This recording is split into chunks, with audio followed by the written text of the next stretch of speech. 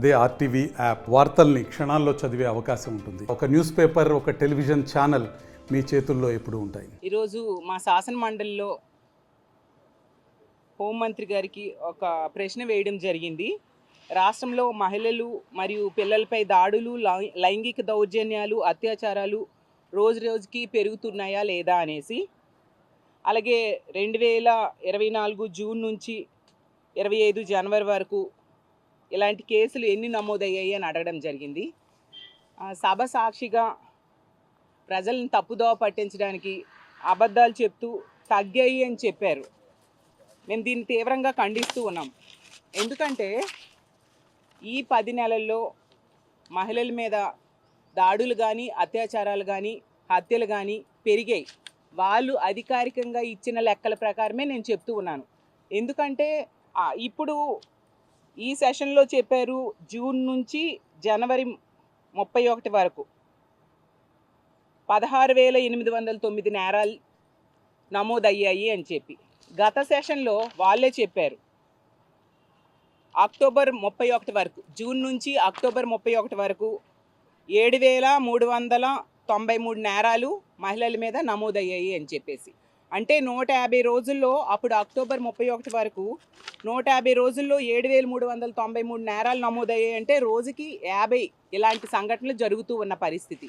ఈరోజు వీళ్ళు చెప్పిన లెక్కల ప్రకారం రోజుకి 70 సంఘటనలు జరుగుతూ ఉన్న పరిస్థితి. అంటే పెరిగాయా తగ్గాయా? ప్రజల్ని ఎందుకు మీరు మభ్య పెట్టడానికి, తప్పుదోవ పట్టించడానికి ప్రయత్నిస్తున్నారో అని నేను అడుగుతూ ఉన్నాను. అలాగే తీసుకుంటే ప్రతిసారి కూడా జగనన్న ఆ రోజు ప్రవేశపెట్టిన దిశ వ్యవస్థ, దిశ చట్టం అవ్వచ్చు, ఇక్కడ శాసనసభలో ఆమోదం తెలియజేసి కేంద్రం దగ్గరికి పంపితే అక్కడ పెండింగ్లో ఉన్న దిశ చట్టం అవ్వచ్చు, దిశ యాప్, అసలు నిజంగా ఏ ముఖ్యమంత్రి ఆలోచన కూడా చేయనట్టుగా దిశ యాప్ అనేదాన్ని, పక్క రాష్ట్రంలో ఒక మహిళ మీద ఒక దారుణమైన సంఘటన జరిగితే అలాంటి సంఘటనలు మన ఆంధ్రప్రదేశ్ రాష్ట్రంలో జరగకూడదు అని చెప్పి దిశ యాప్ని తీసుకొచ్చారు. ఆ రోజుల్లో 1,50,00,000 మంది వరకు దాన్ని డౌన్లోడ్ చేసుకోవడం జరిగింది.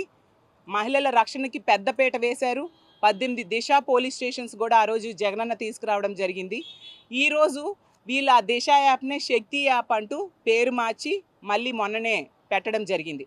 అసలు పెట్టి 10 రోజులు కాలేదు. మొన్న మహిళా దినోత్సవం మార్చి 8న అనుకుంటాను అది లాంచ్ చేశారు. అప్పుడే 1,49,00,000 మంది డౌన్లోడ్ చేసేసుకున్నారు అంటూ పచ్చి అబద్ధాలు చెప్తూ ఉన్నారు. అంటే సభ సాక్షిగా కూడా అసత్యాలు మాట్లాడడం ఎంతవరకు సమంజసం? అసలు ఆ యాప్ గురించి గతంలో ఈ హోమ్ మినిస్టర్ గారే చాలా వెటకారంగా ఇలాంటి యాప్ సాధ్యమా అంటూ మాట్లాడారు. ఈరోజు అదే యాప్ని ఈరోజు కాపీ కొట్టి పేరు మార్చి పెడుతూ ఉన్నారంటే జగనన్న విజన్ ఎంత గొప్పదో అర్థం చేసుకోవచ్చు. మహిళల రక్షణ కోసం జగనన్న ఎటువంటి చర్యలు తీసుకున్నారో మనం అర్థం చేసుకోవచ్చు. ఆ రోజుల్లో దిశ చట్టం ఎందుకు తీసుకొచ్చారు? మహిళల మీద ఇలాంటివేవి జరిగితే వాళ్ళకి కఠినమైన శిక్షలు, అలాంటి తప్పుడు పనులు చేసే వాళ్ళకి కఠినమైన శిక్షల కోసం, తొందరగా కేసు పూర్తి అవ్వడం కోసం ఆ రోజు దిశ చట్టం తీసుకొచ్చారు. కేంద్రం దగ్గర పెండింగ్లో ఉంది. మరి మీరు కేంద్రంతో ఎలియన్స్లో ఉన్నారు. ఇదే కూటమి ప్రభుత్వం కేంద్రం దగ్గర ఉంది. మరి కేంద్రం మీద ఒత్తిడి తీసుకొచ్చి మీరు దాన్ని ఆమోద ముద్ర వేయొచ్చు కదా. అలాగే తీసుకుంటే దిశ పోలీస్ స్టేషన్స్ మీరు పెంచే ఉద్దేశం ఉందా అంటే దానికి సమాధానం లేదు.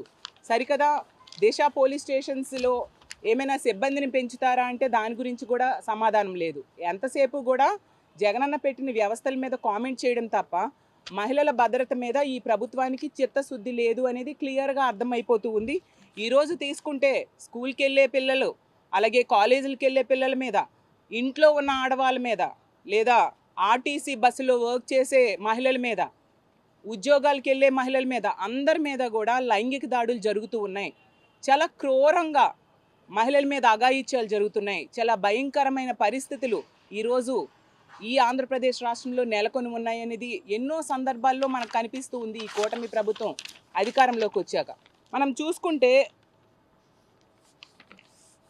కృష్ణా డిస్ట్రిక్ట్లో ఈరోజే పేపర్లో పడింది, ఒక 14 ఏళ్ల మైనర్ బాలిక మీద సామూహిక అత్యాచారం.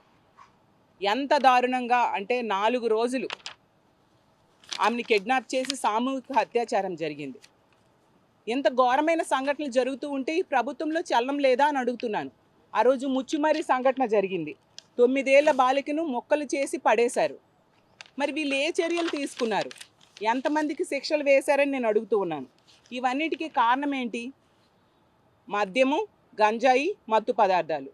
ఈ ప్రభుత్వం అధికారంలోకి వచ్చాక మద్యం ఏరులై పారుతూ ఉంది. బెల్ షాప్స్ విచ్చలవిడిగా కనిపిస్తూ ఉన్నాయి. మత్తు పదార్థాలు కూడా ఏకంగా సీఎం నివాసం ఉంటున్న గుంటూరు జిల్లాలోనే మొన్ననే డ్రగ్స్ దొరికాయి. గుంటూరులో దొరికాయి. ఎంత ఘోరంగా ఇలాంటివన్నీ విచ్చలవిడిగా యువతకు అందుబాటులో రావడం వలన మహిళల మీద అఘాయిత్యాలు, హత్యలు, అత్యాచారాలు పెరిగిపోయిన పరిస్థితి. వీటికి కంట్రోల్ చేయాల్సిన బాధ్యత ప్రభుత్వం తీసుకోవాల్సిన అవసరం ఎంతైనా ఉంది. ఇప్పుడు ఏదో గంజాయిని కంట్రోల్ చేయడానికి ఈగలు తెచ్చారంట, సంతోషం. కానీ ఒకప్పుడు జగనన్న సెబ్ తీసుకొచ్చారు కదా. ఏకంగా ఆ రోజు సెబ్ అయితే డీజీపీ కంట్రోల్లో ఉండేది, డీజీపీ గారి కంట్రోల్లో. చాలా మంచి వ్యవస్థల్ని ఇలాంటివన్నీ కంట్రోల్ చేయడం కోసం ఆ రోజు జగన్మోహన్ రెడ్డి గారు తన 5 ఏళ్ల పాలనలో తీసుకురావడం జరిగింది. గతంలో ఏ ముఖ్యమంత్రి చేయనట్టుగా ఈ దిశ వ్యవస్థను తీసుకురావడం జరిగింది. దాన్ని ఈరోజు కాపీ కొడుతూ ఉన్నారు. అసలు మద్యం అనేది ఎంత దారుణంగా తయారైందంటే, మద్యం మత్తులో మొన్ననే శ్రీకాకుళం జిల్లాలో ఎస్ఎస్ఆర్ పురంలో అయితే రాత్రి 11 గంటల టైంలో ఒక అతను తన భార్యని మద్యం మత్తులో కత్తితో పొడిచి చంపేశాడు. అసలు ఇలాంటి నేరాలు, ఘోరాలు మహిళల మీద జరుగుతున్న వాటన్నిటికీ కూడా 70% కారణం మద్యము, గంజాయి, డ్రగ్స్. వీటిని కనుక కంట్రోల్ చేస్తే ఖచ్చితంగా ఇలాంటివన్నీ తగ్గుముఖం పడతాయి. ప్రభుత్వం అందుకే దయుంచి మీరు పేర్లు మార్చుకుంటే మార్చుకోండి, కానీ మహిళల భద్రత మీద చిత్తశుద్ధితో వ్యవహరించాల్సిన అవసరం ఎంతైనా ఉంది. ఎంతసేపు మాటలు కాదు, మీ చిత్తశుద్ధి అనేది చేతల్లో చూపించాల్సిన అవసరం ఉంది. ఇలాంటి అసత్యాలు సభ సాక్షిగా ప్రజలకి మీరు ఎప్పుడూ తెలియజేయాల్సిన అవసరం లేదు. ఖచ్చితంగా సభ అంటే ఒక గౌరవమైన సభ, సత్యాలు చెప్పాలి ప్రజలకి. అలాంటి దానిలో ఇలాంటి అసత్యాలు చెప్పి ప్రజలను మభ్యపెట్టడానికి ప్రయత్నిస్తూ ఉన్నారు. కాబట్టి ఎంత దారుణమైన సంఘటనలు రాష్ట్రంలో జరుగుతూ ఉంటే, ఇలాంటి సంఘటనలు జరిగితే కఠినమైన శిక్షలు పడేట్టుగా చట్టాలను తీసుకురావాలి. అలాగే ఇలాంటి సంఘటనలు జరగకుండా నివారణకు ఈ యాప్ తీసుకొచ్చారు. దీన్ని చక్కగా పనిచేసేట్టుగా చేయాల్సిన అవసరం ఎంతైనా ఉంది.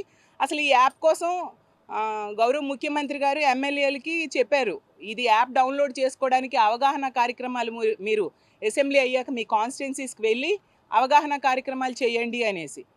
అప్పుడేనట 1,49,00,000 మంది డౌన్లోడ్ చేసేసుకున్నారని హోమ్ మినిస్టర్ గారు చెప్తుంటే ఎంత హాస్యాస్పదంగా ఉందో మనం అర్థం చేసుకోవచ్చు. ఎప్పటికైనా ఇలాంటి మభ్యపెట్టే మాటలు మానేసి నిజాలు ప్రజలకు తెలియజేయాలి. మహిళలు, చిన్నారుల రక్షణ కోసం పెద్దపీట వేయాలి. వీటికి కారణమైన మహిళలు, చిన్నారుల మీద జరుగుతున్న అఘాయిత్యాలకు కారణమైన మద్యం, గంజాయి, డ్రగ్స్ ఇలాంటి వాటిని ఈ రాష్ట్రంలో లేకుండా చేయడానికి అన్ని రకాలుగా చర్యలు తీసుకోవాలని డిమాండ్ చేస్తూ సెలవు తీసుకుంటున్నాను. మరిన్ని వీడియోస్ కోసం ఛానల్ ని సబ్స్క్రైబ్ చేయండి. లేటెస్ట్ అప్డేట్స్ కోసం వాట్సాప్ ఛానల్ ని ఫాలో అవ్వండి. ఆ లింక్ డిస్క్రిప్షన్ లో ఉంది.